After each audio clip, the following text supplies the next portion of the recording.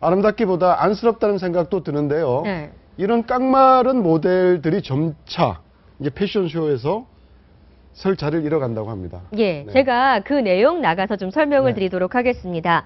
자, 여성들의 평생 과제, 아마도 다이어트일 겁니다. 남들이 보기에 날씬한데 계속 다이어트를 해야 한다고 주장하는 여성들. 그런데 요즘 세계 패션 업계에 깡마른 모델 퇴출 바람이 불고 있다고 합니다. 자, 사진 한번 보실까요? 어떠십니까? 키 165cm에 불과 32kg. 금방이라도 쓰러질 듯 뼈만 앙상하게 남은 이사벨 카로.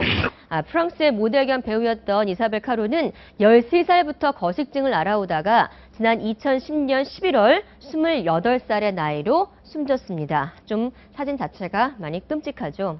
2006년 11월에는 브라질 출신 모델 아나 카를리나 헬스통이 역시 거식증으로 숨졌습니다. 당시 나이는 21살. 헬스통 같은 경우에는 키가 167cm에 50.8kg 몸무게였는데 2004년에 진출했던 첫 세계 무대에서 너는 뚱뚱해 라는 지적을 받았다고 합니다. 그래서 이탈리아와 스페인에 이어서 이번에 프랑스도 너무 마른 모델을 규제하는 법안을 추진하기로 했다고 합니다. 자, 잣대는 비만 지수로 흔히 쓰이는 키와 몸무게 비율, 즉 BMI 지수입니다.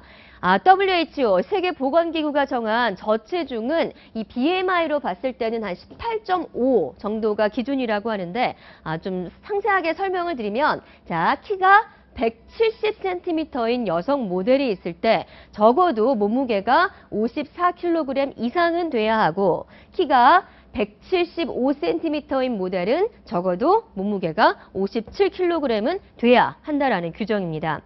마른 모델을 보면서 우리는 그리고 물론 저도 좀 포함이 되는데 살을 빼야 한다, 말라야 한다라는 강박관념을 갖게 되는 게 어느 정도는 사실인 것 같습니다. 자, 이런 법안 제정으로 미의 기준이 좀 바뀔 수 있을까 모르겠는데 네, 누구한테 질문을 드릴까요? 자, 이학수 평론가님.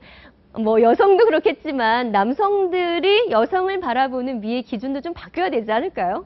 예, 그러니까 점점 그 시대가 지나면서 점점 마른 사람들, 이런 사람들을 원하는 어떤 그 분위기가 생기는데 사실은 우리 과거에 우리나라 그 조금 한 100년 전만 해도 사실 달덩이 같고 좀 풍만한 사람, 여자분들이 미인형이었죠. 춘향이라든지 황진이라든지. 그런데 현대에 점점 들면서 점점 이렇게 마른 미인들, 그런 서구적인 외모들 이런 걸 선호하게 되는데 이것이 사실은 상업적 자본을 무기로 한 어떤 상업적 어떤 그 회사들의 어떤 모델들을 그런 사람들 쓰기 때문에 그런 게 아닌가. 제가 보기에도 지금 이 그 프랑스 같은 경우에 남유럽 말고 이 북유럽에 같은 데 가면은 모델들이 새 모이만큼 먹는다라고 얘기들을 해요. 예, 왜냐하면 그 나라 사람들은 아무래도 좀 나이가 조금 20살만 넘으면 좀 체격이 커지는 형들이지 않습니까? 네. 그런데 저 날씬한 몸매를 위해서 새 모이만큼 먹다 보니까 거의 거식증에도 프랑스에만 거식증 환자가 4만 명이라 그래요. 아, 그래요? 예, 그 아까 WHO 나왔는데 세계보건기구에서 얘기하는 게 아까 BMI 지수 18 이하는 영양실조로 보는 겁니다.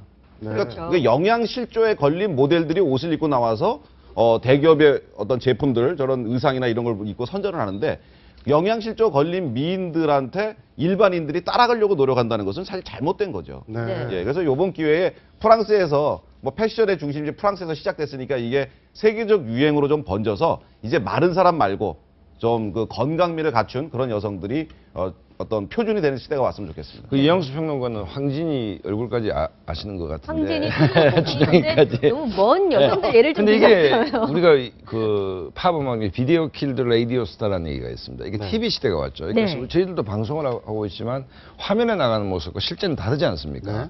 그러니까 화면에 모델들이 화면에 잡혀야 되기 때문에 실제보다 말라야 되는 것이고 그다음에 우리가 정상적으로 보는 사람들은 화면이 좀 쪄 보이지 않습니까? 그런데 그렇죠. 청소년들이나 여성들 같은 경우에는 화면으로 본 모델을 봤기 때문에 실제로 저렇게 되는 것은 그게 불가능하지 않습니까? 네. 그렇기 때문에 저게 좀 문제가 되지 않냐 이런 근데 이거 좀 말씀하시죠. 예. 프랑스의 이사벨 카로의 저 모델이 사망한 사건이 굉장한 이슈였었습니다. 그러니까 이제 나중에 그 아름다운 몸매가 점점 말라가는 그 모습도 많이 나와서 아마 실은 이번에 법안이 통과된 건 아니고요. 이제 네. 한 의원이 프랑스 국회에 제출을 했는데 이제 고용법을 좀 개정을 해서 네. 아까 말한 그 기준에 미달되는 그 모델을 고용했을 경우에 징역 6개월 아니면 예. 벌금 9천만 원을 매기겠다라고 하는데 이게 이제 저는 상징적인 의미였었고요.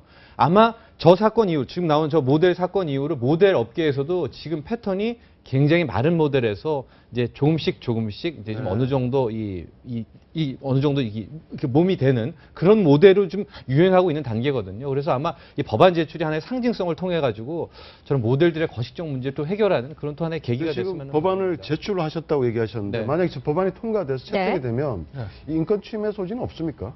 아, 근데 이게 뭐, 아니, 그렇게 따지면 예전에 그 마른 모델도 사실 다 인권 침해인 거죠. 근데 왜냐면 이게 그 모델의 자체 규약으로 법안에 보다 자체 규약으로 이제 모델에 대한 어떤 뭐 그 기준 같은 걸 설정한 것이거든요. 네. 글쎄 예를 들어서 뭐 꼭 반드시 뭐 성형수술을 해야지 뽑아준다. 뭐 이렇게 되면 그 사실 인권 침해 요지가 있다고 네. 하겠지만 네. 너무 마른 모델을 우리가 배제한다는 건 사실 어떻게 보면 거식증이라는 어떤 질병을 막으려는 거거든요. 그럼 그런 공익적인 목적을 생각해 본다고 하면 그러면 인권 침해 소지는 사실 없다고 볼 수 있어요. 예를 들어서 거꾸로 뭐 50kg 이상인 여자는 안 쓴다라고 하면 그건 진짜 인권 침해 요지가 그렇죠, 있을 수 그거는. 있죠. 이건 네. 반대의 케이스니까요. 네, 알겠습니다.